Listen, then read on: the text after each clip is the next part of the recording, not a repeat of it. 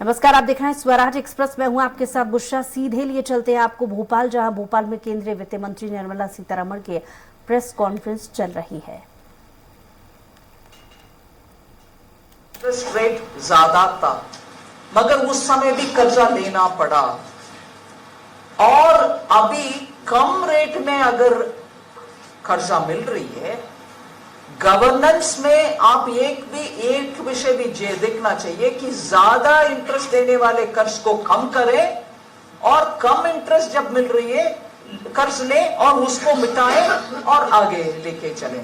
सो blindly हम please ये ना करें कि अभी और कर्जा लेकर के उस कर्जा को कट आउट कर रहे हो। इंटरेस्ट भी कंपेयर करिए, आज का रेट है तब शायद हायर रेट में लिया होगा। सो मैनेजमेंट, फिस्कल मैनेजमेंट पे सब विषय आता है। संदीप जी, ने ईवीएम पर सवाल खड़ा किया है, साथ में निर्वाचन आयोग की निष्पक्षता पर भी उन्होंने सवाल खड़ा किया। नहीं, दोबारा बोलिए आपके प्रश्न। ने ईवीएम पर सवाल खड़ा किया है, निर्वाचन आयोग की भी निष्पक्षता पर सवाल खड़ा किया। उससे आप क्या मानते हैं? मैं ये मानती हूं कि जब भी कांग्रेस हार के कगार में आकर खड़े होते हैं और हारने वाले हैं, इलेक्शन कमीशन के ऊपर विषय बोलते हैं या ईवीएम के ऊपर प्रश्न चिन्ह उठाते हैं, उनको जब हार दिखता है पहले से ये बात बोलते हैं।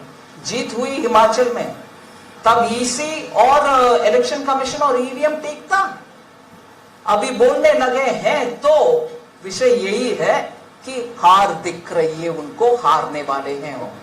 शर्मा जी, मैम, आप जीएसटी पर और जीएसटी सुविधा केंद्र खोलने पर फोकस कर रहे हैं, तो उसका थोड़ा सा बताइए कि वो किस तरह से आपका प्लान है। कितने जीएसटी सुविधा केंद्र खुल गए हैं पूरे राज्य में, पूरे देश में, और जीएसटी का दायरा किस तरह से बढ़ाएंगे? ये सिर्फ अभी गुजरात में पायलट प्रोजेक्ट चल रही है। उधर गुजरात के राज्य में 12 सुविधा केंद्र ऐसे कल परसों ही शुरुआत हुई है, जिससे नया जो बिजनेस शुरू करने वाले लोग हैं वो उधर आकर के उनके डॉक्यूमेंट, उनके केवाईसी सब उधर ही की उधर 10-15 मिनट में पूरे खत्म हो करके जीएसटी रजिस्ट्रेशन के साथ वापस चली जा सकते हैं।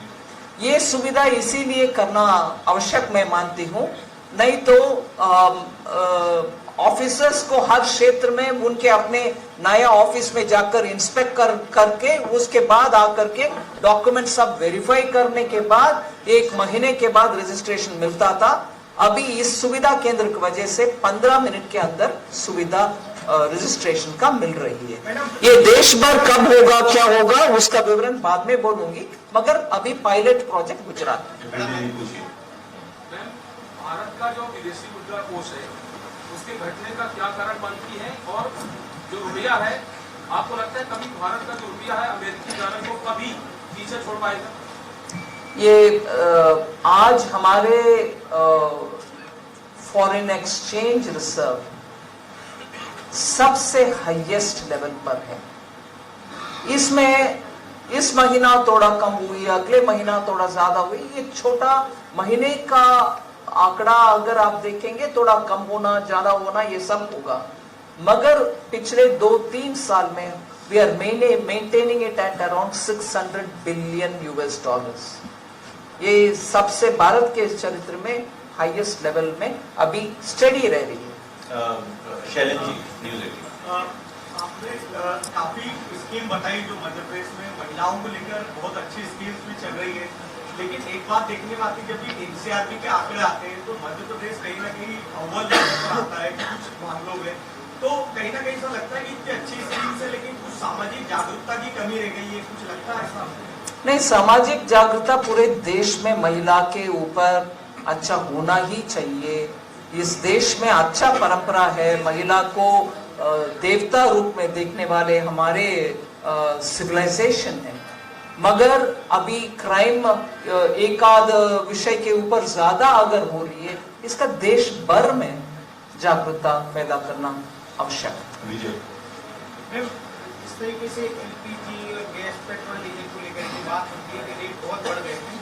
मध्य प्रदेश सरकार 450 रुपए में सिलेंडर दे रही है, क्या पूरे देश में ये 450 में सिलेंडर नहीं मिलना चाहिए? मध्य प्रदेश राज्य डिसाइड करने के जैसे बाकी राज्यों में कुछ डिसीजन होना चाहिए होगा। सेंटर कुछ कर रहे हैं। सेंट्रल कर रही है, 200 रुपीस को अभी ज्यादा भी कर दिया, और 1-2 साल पहले उसका भी और कटौती किया प्राइस को ही, अभी बेसिक प्राइस का भी कम किया है, इसलिए केंद्र सरकार करते रह रही है। Recently, CMIE has released data on the profits which Indian companies are making. But the same data also says there is reduction in expenditure on salary, which indicates reduction in employment opportunities in these companies. So what do you have to say on this? Because it is indirect indication of reduction in employment opportunities. No, actually I have the data with me. I didn't open it up to tell you how much.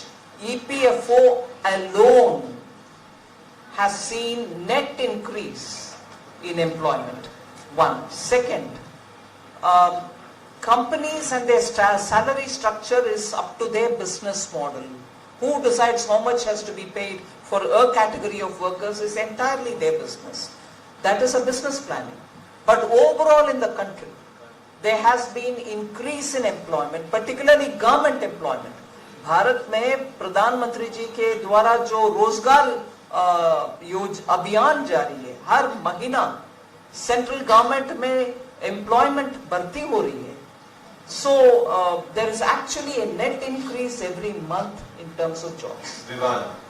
Ma'am, Navratri के एक दिन पहले 14 अक्टूबर को कमलनाथ भाजपा सरकार को प्रदेश की बेटियों के अभिशाप बताते हैं, और सिर्फ इतना ही नहीं, उन्होंने कहा कि उनकी चीख पुकार को इग्नोर किया है बीजेपी और सीएम। चीफ पुकार कौन सा है? बेटियों की चीख पुकार। हाँ, बेटियों की चीख पुकार। ओ, बेटियों का चीख पुकार। To hear the shrill cry of महिला. Who's saying this? कमलनाथ कह रहे हैं।